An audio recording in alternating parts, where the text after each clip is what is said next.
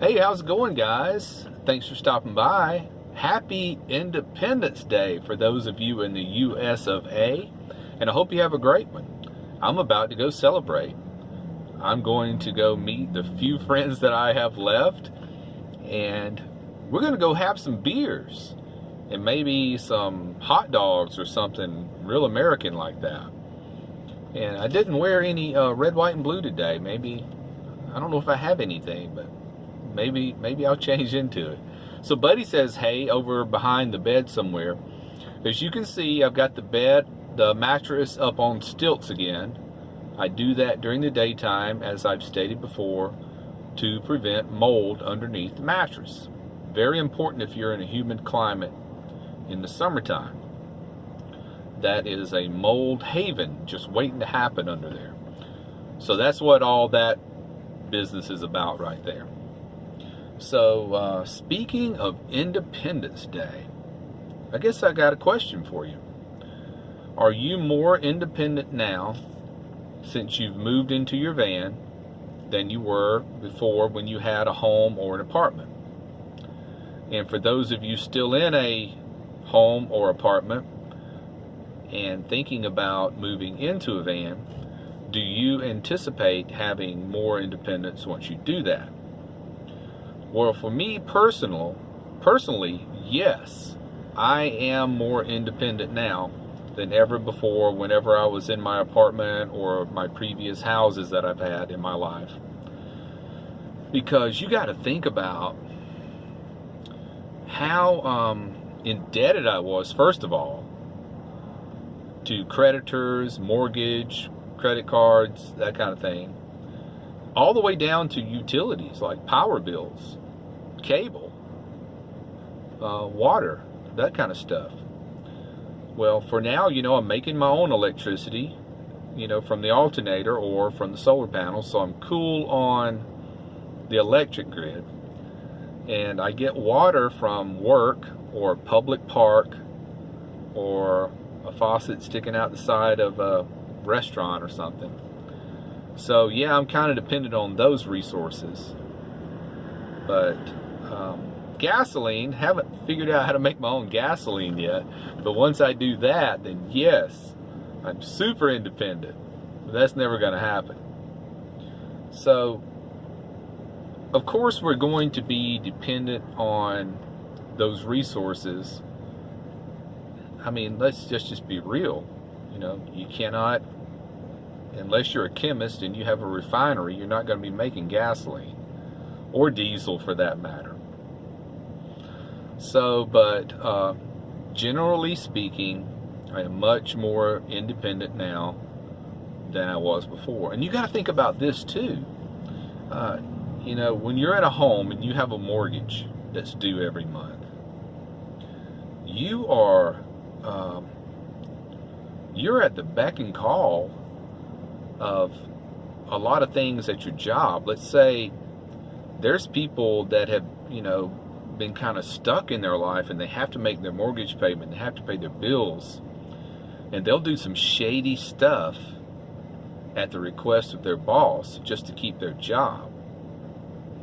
And once you minimalize your life and you get rid of all that stuff and all that debt, you can be much more ethical in your daily life, and you're not stuck to doing things you wouldn't ordinarily do because you got to have that money to pay that mortgage or that rent. So that is very freeing. That's got to be the number one aspect of van life for me now, since I'm stationary. I'm in one city. I guess you could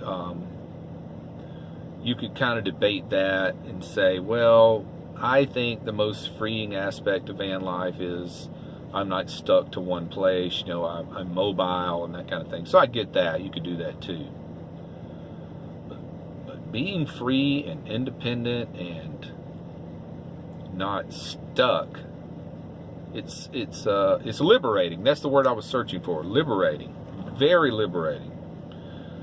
And even if you're thinking about moving into a van, to go, super cheap and that kind of stuff. That's my whole thing why I did this. But you could do a lot while you're still in your home or your apartment, just by cutting the clutter and becoming a minimalist. And if one of the things I did when I was in my apartment was I didn't have cable television. They have several different packages through the cable company. All I did was I just got the high-speed Wi-Fi, and I streamed all of my entertainment through my laptop, which I still do to this day. Nothing changed with that. I remember sitting down one day and looking at my cable bill, and it was like $140 or something like that. And I thought, this is more than my electric bill. So I called them up and just cancel all that premium cable with HBO and stuff I never watched anyway. So I just got the high-speed Wi-Fi, and that was well over a year ago when I pulled the plug on the cable television. It's just not necessary anymore. You can stream everything you want through your laptop. And like tonight, they're talking about there's some game on they want to see. And I don't get ESPN on my laptop. But, sometimes you can get on YouTube and somebody will be streaming it until they shut them down. At least you can watch it a little bit there. And there's a documentary streaming service that's free. All you got to do is share your email with them so they can send you advertisements. And that's worth it. They got to make money for giving you that service, so I get that. That's cool with me. So yeah, I gave them my email address. They send me stuff all the time. Sometimes I open it, and sometimes I just delete it without even looking at it. But that's a trade-off. Oh, it's starting to rain again.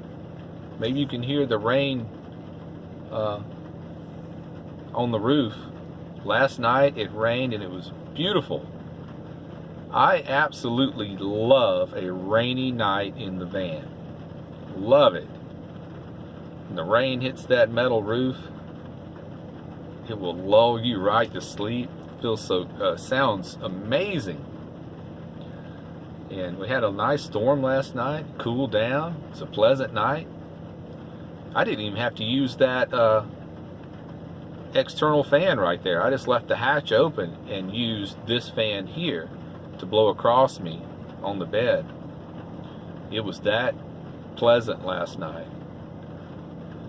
And right now I've got the AC going, got the van running, got a little AC blowing on me so I can make this video and get some quietness, because I'm parked on the street right now. I'm parked in this little village where there's a lot of businesses, and there's not much parking over in the parking lot. And about 4 feet in front of me is a sign that says no parking from this spot on to the corner. But I'm back behind it 4 feet, so I am good and legal. So nobody's going to touch me while I leave the van. And this is one of my favorite spots here. I park here maybe twice a week, right on the street, public parking. And I think I talked about this before. Yeah, I'm pretty sure I did. It's on a hill. I'm parked front of the van uphill, back of the van down the hill. But I have those wooden blocks that I put under the legs of the bed. So right before I go to bed, I lift it up so it's even like that. And I sleep like a baby. Little things like that, keep in mind. Get you some little wooden blocks so you can park on any hill you want. Don't let a little bit of an incline make you pass by a brilliant parking spot. Because I did it for months. Until one day I decided, I want that spot. Nobody ever parks there. And I'm going to make it work. So I went over to Home Depot and dug through their garbage bin where they have, pieces of wood that they've cut for people. They throw it in the garbage. It's just a big barrel over there full of wood pieces. And I pulled out 4, maybe 6 pieces of wood that I thought would work. And when I walked through the checkout, I said, hey, I got these out of the throwaway. They said, take them, you know, no charge. Free wood. And it serves its purpose wonderfully. So I guess that's my little tidbit of information for the day. Get some wood blocks, put under your bed and level it up. Even if you're parked on the street, you know, the street usually kind of curves downward toward the curb. So I always sleep with my head up here for that reason, and that reason only. I would rather sleep with my head toward the sidewalk, just in case somebody ran into me at night. They'd be hitting me on the side where my feet were. But usually I sleep up here because of the curve of the road. But with these wood blocks, I could change that up if I wanted. I could, you know, lift the bed up on one side and start putting my feet on, putting my head on this side. So, you know, just for safety reasons, if somebody ran into me while I'm parked on the side of the street, they would hit the driver's side, my head would be on the passenger side. So there's my other tidbit. That's all I got for today. So I'm going to go now. I'm going to go and have my fill of beer and maybe, I don't know, burgers, wings, something all-American, and just as take a day off of my been trying to eat healthy, but not today. Not today. Beers and burgers or wings or hot dogs or something. So Buddy says hey from his confines back there. I don't know where he's at, but he's back there, I guarantee it. So everyone, take care, be well, and click that bell. Bye.